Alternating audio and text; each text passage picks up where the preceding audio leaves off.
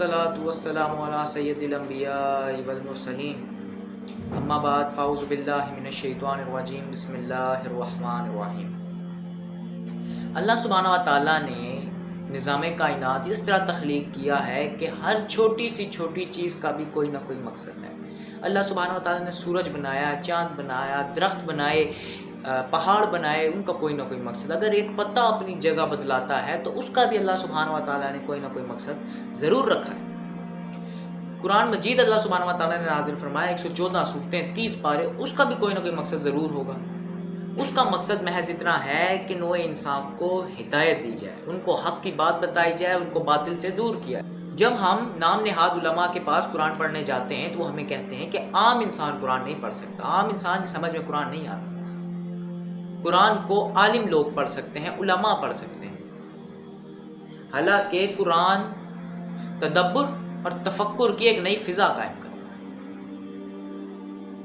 नबी पाक सल्लल्लाहु अलैहि वसल्लम ने जब भी पूरी अपनी ज़िंदगी में जब भी दावत का काम किया, तबलीग का काम किया, तो उन्होंने कुरान मजीद से तबलीग का काम किया, कुरान मजीद से दावत दी। जो अहकामात कुरान मजीद में थे वो लोगों को बताए, जो बातें कुरान मजीद में अल्लाह सुब्हानहु व तआला ने हुक्म दिए थे, जिन बातों से रोका था वो बताया। नबी पाक सल्लल्लाहु अलैहि वसल्लम का फरमान है कि कुरान तुम्हारे हक में या तुम्हारे खिलाफ दलील होगा। मतलब अगर तुम कुरान को पढ़ोगे, कुरान को समझोगे, उसके अंदर दिए गए अहकामात पर अमल पैरा होगे, तो कुरान अल्लाह के हुजूर बरोज़ महशर ये कहेगा कि या अल्लाह, मैं गवाही देता हूँ जो हुक्म कुरान में आया इस बंदे ने फॉलो किया, इस बंदे ने उस पर अमल किया। और दूसरों के खिलाफ दलील होगा, कहेगा या अल्लाह, मेरे ऊपर गलाफ चढ़ा के मुझे एक अलमारी के अंदर रख दिया, बरसों मेरे ऊपर धूल जमी रही, लेकिन इसने मुझे खोल करना पड़ा, ना मेरे अंदर दिए गए अहकामात पर अमल पैरा हुआ। बड़े सगीर पाक व हिंद में गुमराही की जो सबसे बड़ी वजह है वो यही है कि हम कुरान पे गौर नहीं करते। कुरान मजीद में आता है, क्या इन लोगों ने कुरान पर गौर नहीं किया या इनके दिलों पर कफल चढ़े हुए हैं। यानी वो लोग जो कुरान गौर से नहीं सुनते, कुरान पर तदब्बुर नहीं करते, तफक्कुर नहीं करते, उनके दिल ऐसे हैं जैसे उन पर कफल चढ़े हुए। ये वो लोग हैं जो हक से नाआशना हैं, ये वो लोग हैं जो हक को और बातिल को आपस में मिला देते हैं, ये वो लोग हैं जो हक को पहचानने में गलती करते हैं। क्यों? क्योंकि वो फुरकान यानी हक और बातिल में फ़र्क करने वाली चीज़ कुरान मजीद पर अमल पैरा नहीं होते, कुरान मजीद पे गौर नहीं करते। सूरह कमर में बार बार आता है, एक आयत है कि हमने इस कुरान को नसीहत के लिए आसान बना दिया, फिर क्या है कोई नसीहत कबूल करने वाला। कुरान की इस वाज़े आयत के बाद ये बात मुकम्मल तौर पर वाज़े हो गई है कि कुरान आम इंसानों के लिए नाजिल हुआ।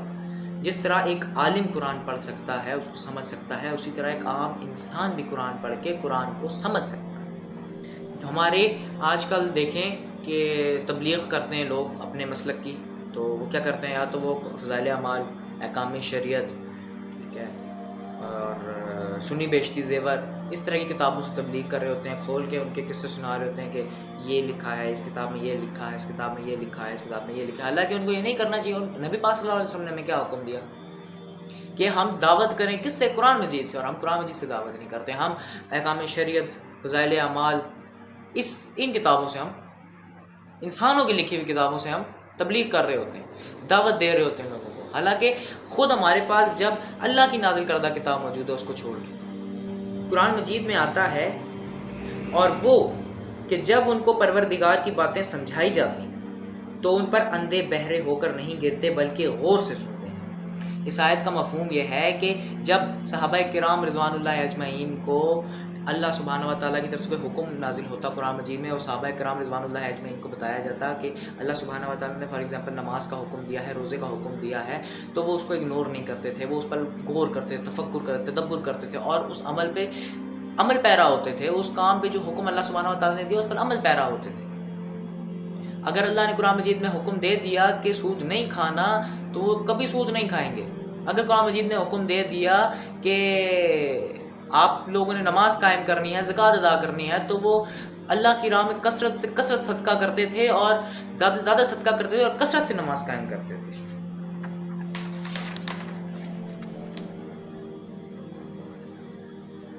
हमारा सारा ज़ोर हमेशा इसी बात पर होना चाहिए कि जब भी हम कोई दर्स दें, कोई बात करें, तो वो कुरान मजीद से करें। قرآن مجید فرقان حمید اللہ سبحانہ و تعالیٰ کی ہمارے بیچ نازل کردہ نعمت ہے، اللہ کی رحمت ہے۔ قرآن مجید میں ہمارے لیے ہدایت ہے۔ قرآن مجید ہمیشہ سے جب تک دنیا رہے گی تب تک ہمارے لیے ہدایت کا سرچشمہ ہے۔